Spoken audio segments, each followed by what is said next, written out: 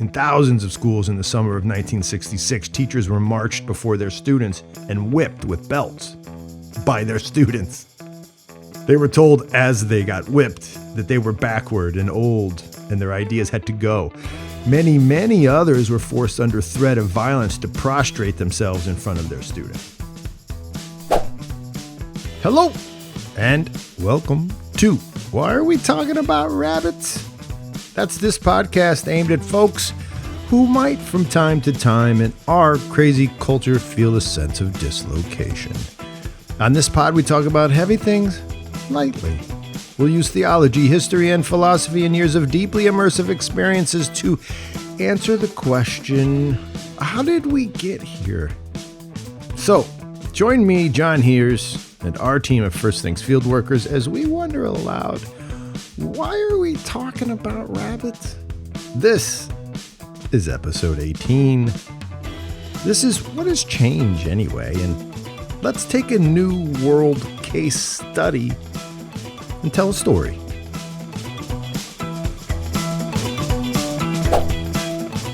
Have you ever thought about change? No, really, like, what is it? Change. If you Google make change, you find out there are like hundreds of thousands of organizations with the name change in their homepage IP. Change.org. That's political change. There's Make a Change Inc. This is about foster kids. There's makeachange.world, which advocates for change using microdocs and movies. There's Make a Change International, hunger, poverty, war, illness. Let's change that. There's makechange.net about the environment. And then there's this interesting one called WAN, worldanimal.net, which does a nice job of describing what social change is. They say on their website, social movements like our own develop because there is a perceived gap between the current ethics and aspirations of people and the present reality we experience. Change. Something in our society makes this word very positive. Our New World society thinks of it as a positive thing. And I think that website WAN does a nice job of saying, well, it's people trying to fill a gap between what is believed to be good and what is the present reality. So there's some ideas. Change is hot. But what do New Worlders think about it? And on this pod, you know that a New World Lig is a cultural ligament that holds a worldview together, and it's primarily our view, the worldview of New World people in the Western Hemisphere, Europe, who've built a culture since the Enlightenment of the 1600s, the 17th century. It's a way of thinking. But what do they think about change and why? And then what about Old Worlders? What's changed to them? Old Worlders being folks who live according to a worldview that we can call pre-enlightenment or non-enlightenment. What do they think about change? This pod's going to take a look. And we're going to use a case study from the 20th century. Today we're going to tell the story of the Red Guard. It's a cadre of youth who took to the streets in China to create change on behalf of Mao and his communist revolution. Let's do this, okay? Let's take a look at the notion of change in the old world by looking at change in a very new world communist cultural setting. Here we go. Let's tell the story. It's good. If you like history, I'll do my best to draw you in. Our story, which is very true, by the way, begins in a high school in Beijing, 1966. The school is Tsinghua. Forgive my Chinese pronunciations. I'm doing my best. Tsinghua Middle School. In China, high schools are called middle schools, so we're just going to skip that part and call them high schools, okay? Tsinghua High School had some really compelling students in the 60s. Smart kids, kind of a famous school. Kids who thought hard. One of these kids, a young man named Zhang Shangji, who incidentally would become one of China's most famous Muslim authors. Well, Zhang became rather upset at some articles in some local newspapers. It seems the articles were critical of a very popular play called Hai Rui Dismissed from Office. It was a very famous theatrical production with political overtones. It seems that for Zhang, the educated elite were too comfortable with the anti-Maoist sentiments found in the play. The generation before him weren't energetic enough and angry enough about the hidden bourgeois messages in this very popular play. So, the high school student, Zhang, started a school movement right there in Beijing to call out the people who he believed to be traitors to the principles of communism. He basically calls out the older generation. The older generation is the same one responsible for the revolution from just 20 years before. So the setting is young people calling out older people for not being attentive enough to these communist principles. They want change. So this change became known in time as the movement of the Red Guard. Zhang outfits fellow high school students all over Beijing with these old school olive military uniforms, and he gets these red armbands, and he starts something called the Red Guard. The Red Guards begin to publish, protest, and march. In Beijing, school administrators started to push back. Who's the kid calling out heroes of the revolution, by the way? Who's that kid over there? What, is he crazy? Are these people crazy? Administrators from schools all across China began to refer to the Red Guards as counter-revolutionaries. Uh-oh. Whoop, whoop, whoop, whoop. You don't want to be a counter-revolutionary in China under Mao because you're going against everything he worked for. Worse, they called them radicals. At this time in China, the spring of 1966, a radical was one who supported bourgeois notions of freedom, small r republicanism. So that's bad. Counter-revolutionaries, radicals, that's who Zhang was getting labeled as. He and his high school cohorts had put themselves in the crosshairs of the older communist generation. They become a target for the Communist Party of China. Or had they? Because see, it turns out that Zhang and others like him, including a famous young female administrator named Ni Yuangji, she worked at Peking University, well, they had all gotten the attention of Chairman Mao himself. Mao, of course, was the leader of all leaders, the father of the Chinese Communist Revolution, the one who got the whole ball of wax rolling in 1949. Again, 20 years before our story. Mao liked very much how the Red Guard attacked Chinese intellectuals as arrogant and old-fashioned. And he loved the way the Red Guard accused their teachers and their parents of bourgeois tendencies. So real quickly, bourgeoisie, you've heard this. Most of you probably know what it means. In French, it means those behind the wall. But for us on this pod, let's think about the bourgeoisie as those who have property, they've had it in their family before the revolution. They have a proper education and a general leg up when it comes to political influence. In our culture in America, think suburbs, the bourgeoisie. In short, Mao loved the Red Guard because they could be useful to him and his renewed attack on the bourgeoisie of China. He too, he saw the revolution as slowing down these 20 years since it started. And he, like these kids, thought the older generation had lost some love for the communist vision of a better life. And so he did something really remarkable in 1966. Mao got a copy of the high school kids' manifesto, the one they'd written at that Beijing high school, and he broadcast that sucker on national radio, prime time. And remember, radio's the thing in China in 1966. Then, in a most remarkable moment in Chinese history, he called for a rally. The rally, famously dubbed 818, it happened on the 18th of August. The rally saw nearly 1 million people, young people, congregate in Tiananmen Square. Mao appeared atop the Tiananmen Square wearing an olive green military uniform, the one favored by the Red Guards, and also a style he had not worn since he defeated the Chinese nationalists in the early 1950s. He's going back. Next, he personally called 1,500 Red Guards people, Red Guard kids, to join him on the platform right there.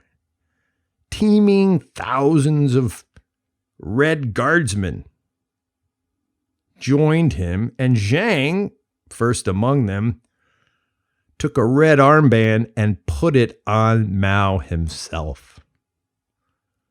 Together, Chairman Mao and his new Red Guard darlings waved and applauded the nearly 1 million young people below. Mao had turned the little high school movement into a roiling force of nature. And with their energy, he would wage war on Confucian China. Wait, what's Confucian China, you might ask? Well, that's just what we'd call on this pod Old World China, the China of the dynasties, the China of the Great Wall, and the China of this really important idea called the 5 constants. Wait, what's a constant? What's a 5 constant?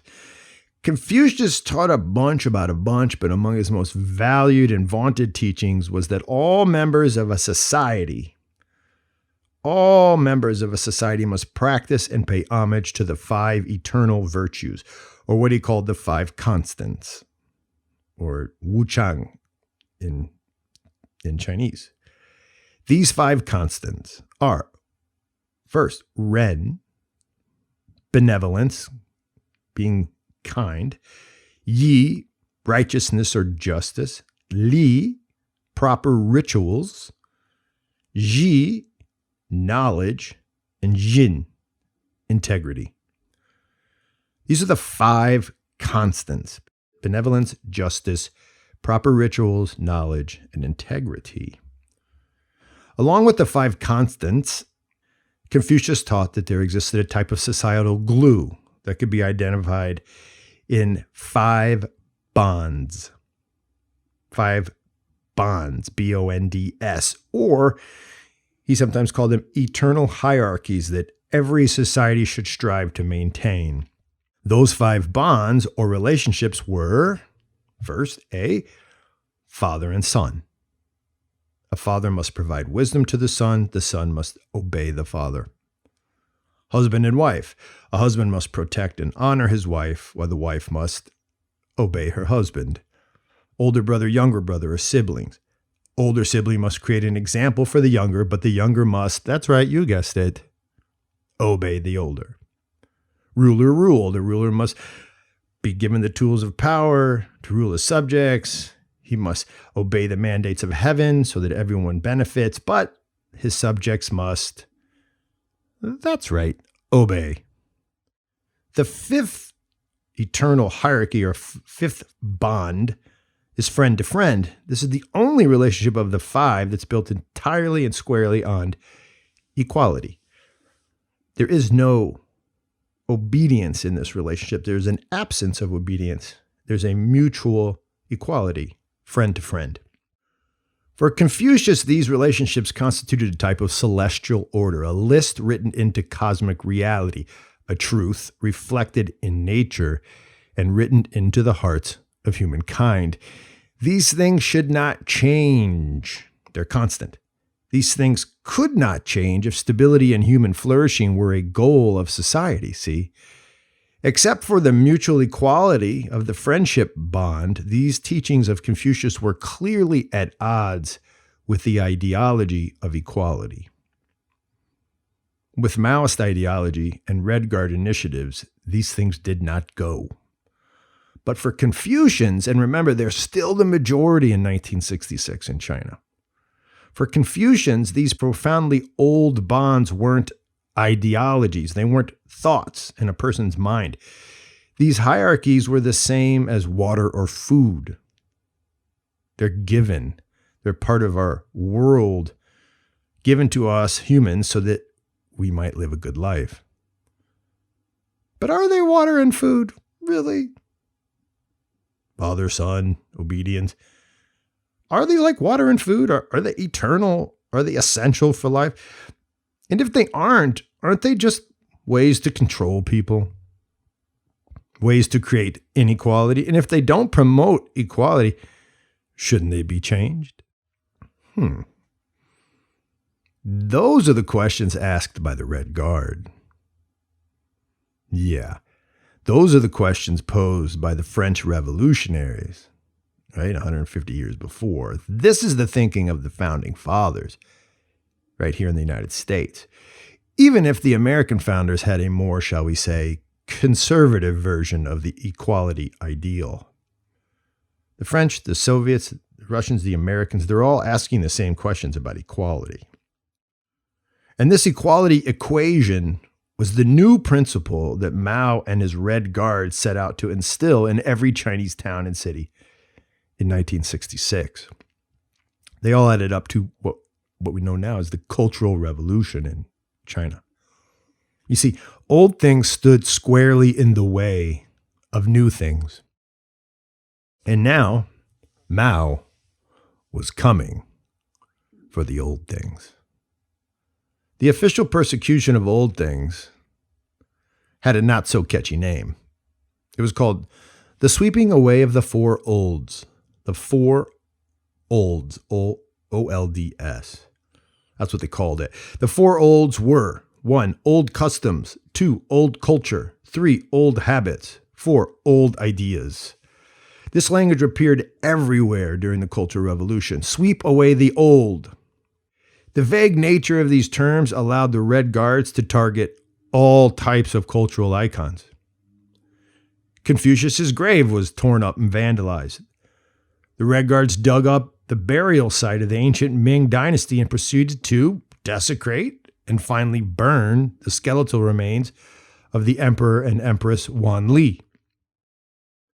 Family genealogy books, like little family histories, a tradition in Confucian China and well known to pretty much every Chinese family, were bound and burned by marauding Red Guards. Taoist temples, Western-style Christian churches, anything, quote, religious, desecrated. Parents were reported to authorities by their own Red Guard children. Everyone was forced to read something called the Little Red Book, a book of Mao's most famous sayings. More than 280 million were published between 1966 and 1974, outpacing even the Bible as the world's single bestseller for this period. Most interesting to me, as an educator, a former educator now running this foundation, is what it looked like in the schools. In thousands of schools in the summer of 1966, teachers were marched before their students and whipped with belts by their students. They were told as they got whipped that they were backward and old and their ideas had to go.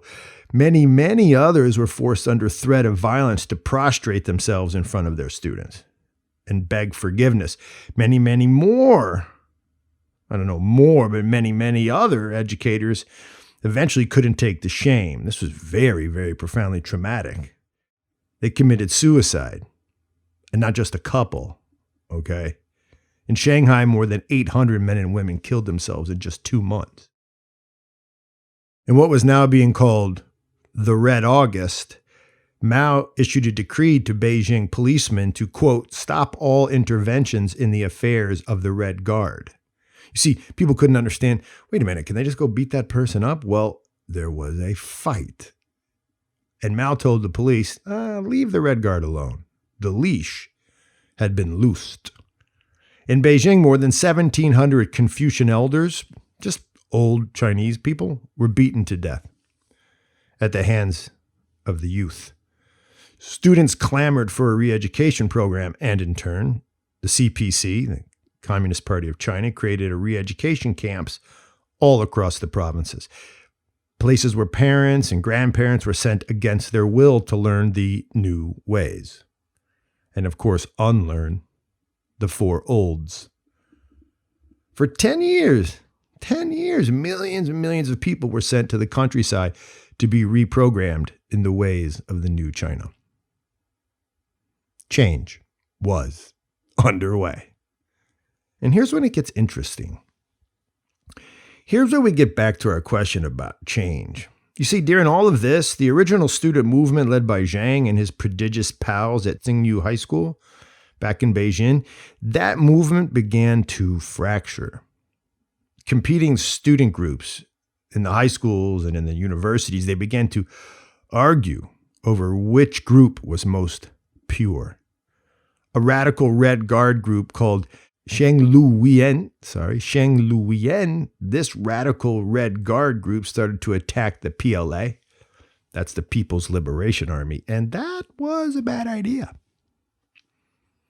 You see, the PLA was the standing army that protected all Chinese legislators, all Chinese Communist Party members, and pretty much the nation as a whole. Even Mao, when the Shengluoyan attacked the PLA, even Mao was like, nah, we're not doing that. And well, the Red Guard began to be seen as a threat. Executions of the Red Guard followed. In a place called Guangxi Province, by the year 1969, the Red Guard was being sent away in the millions. Some say as many as 2 million were executed in the next 10 years. By 1979, untold amounts of former Red Guardsmen had been killed. Things had changed. Yeah. This time, though, they had changed back. The problem, of course, is that what is now new will soon be that which is old. That's a conundrum for people who want change. Vague change is really a stand-in for give me some power. Change is coming, but nothing new will remain as such, and in turn will become useless and a target for destruction sometime in the future. This is evolution. This is the very nature of the modern revolution. All the New World revolutions are built on the evolutionary mindset. And in turn, all of them must succumb to their own ideology. Change. And this is what happened to China. And what does the old world think of all this? Well, they go the other way.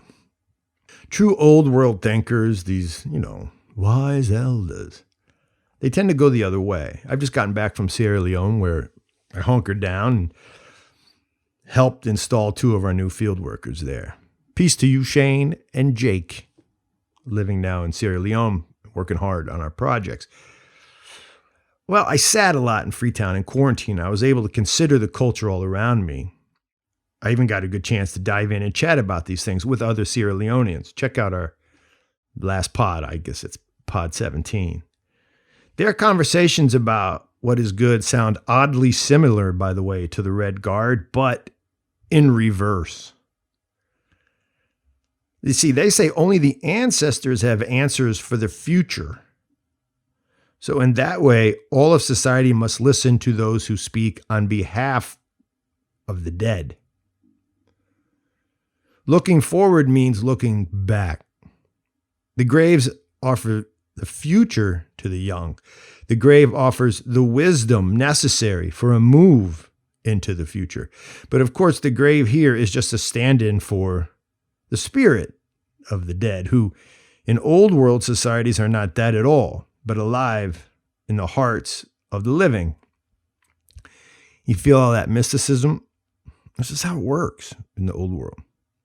Which means, of course, that the living must lower themselves in obedience to the spirit of the dead that lives within them. Right? Let me say that again. If youth must, in fact, obey the wisdom of the old of the dead, and the wisdom of the dead resides in their heart.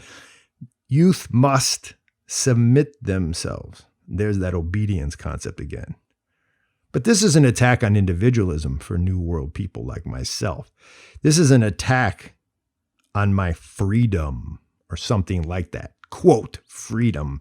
After all, if the way to a good life is simply back, if the way to a good life is to obey the wisdom of my elders, what's the point of my freedom and my mind and my creativity and all that stuff? Why must I have a master if I can find the answers for myself? You feel the tension? Yeah, that's the tension. That's New World versus Old World. That's the point of this pod. In our story about the Red Guard, notice how fast the communist leaders moved to purify. I mean, you're talking about not even 20 years. You see, in the New World, and the communist world is a very, very new world, everything happens fast because everything has to happen within the lifetime of a single individual, because the single individual is the only one that really matters. Things have to happen fast. These changes are incredibly quick in the modern age, especially compared to the expanse of human history. We see it in communist Russia as well. It's the same thing, purge after purge after purge after purge.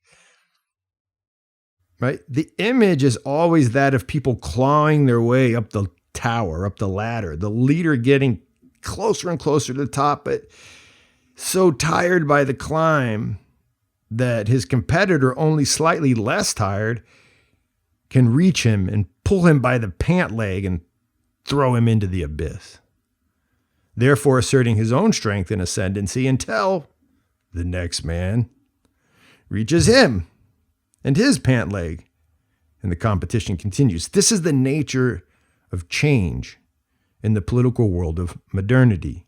It's the nature of change in the natural, animal, evolutionary world.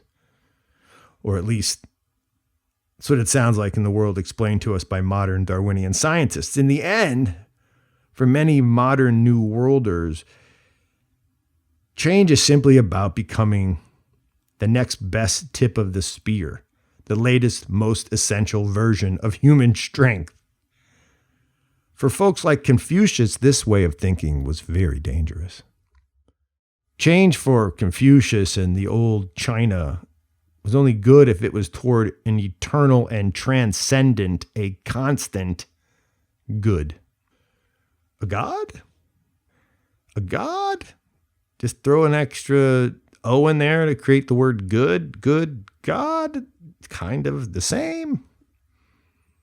Confucius didn't use vocabulary like God. He didn't use God language the way we think of it in the West today, but he firmly believed in things eternal, things he called, quote, ground in celestial reality. Which things are these? How can we know? Oh, it's like a whole new thing. Well, the New World mind hates this question. And so, mostly since Francis Bacon in his utopian quest for a perfect society, the question about celestial reality and transcendent constants and all those things that Plato talked about, that questions and those questions, well, they've just been sort of ignored. And in its place, we've left a little bookmark, like a place that, oh, we'll get back there one day. But first, let's get down the road and acquire all these cool things that modern man now has access to.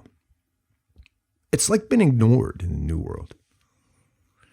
Maybe that's the nature of change, actually. Maybe change is just returning to that bookmark. Maybe all change is pointless unless it leads back to something essential. That's that old world concept of the grave. Maybe change is just getting back to what we've always been. That feels old world to me, for better or worse. And that feels very different than the very New World story of the Red Guard. But our time on this pod has come to an end. I hope you enjoyed my little Red Guard story as a way to understand change. Check out our pod notes for more on this incredible saga. It's Just fascinating, the Red Guard and the Communist Cultural Revolution. Yeah, and check out something else, too. It's a little self-plug here. We've just published a book, First Things Foundation. It's on Amazon. It's called Three Souls. It's my book. It's called Three Souls, an Ancient Uptown Love Triangle. It's a love story, but really it's a story about revolution, but this time in the New York City public schools. And it's a story about a woman who goes through a lot of change, and the men who love her, and the violence breaking out all around them. I'd love for you to check that out. That'll be in the pod notes as well. Lots going on. Back from Africa. Folks over there working hard on our projects. America facing an election. Yikes. By the way, I just want to tell you about social media in Sierra Leone. Everything you see on social media that you wish you hadn't seen, Sierra Leoneans are seeing too. So the internet that you know is the internet that Sierra Leoneans know and Georgians know and Vietnamese folks know. And that's freaky. And that's different. Okay. Shenis Gagi Marjos. That means to you the victory.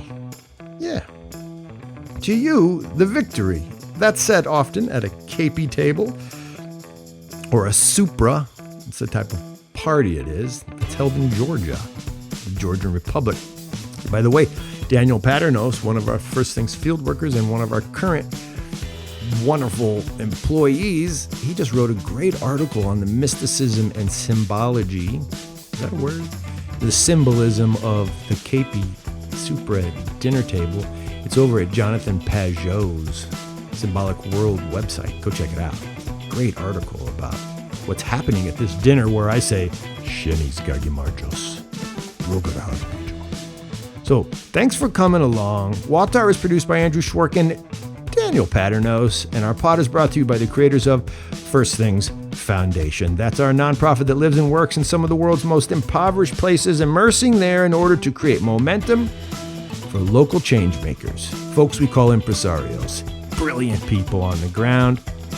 Well, we go find, support, serve, and push alongside their best projects so that they can create their vision for a better life. Share WAWTAR with friends. Hit us up with solid reviews on iTunes. Do that, please. And everywhere you get your podcast, make a little note. Tell people about us. Your love for us allows us to love and serve others. Nachvamdis, hasta luego, kambufo, bye-bye, and peace out.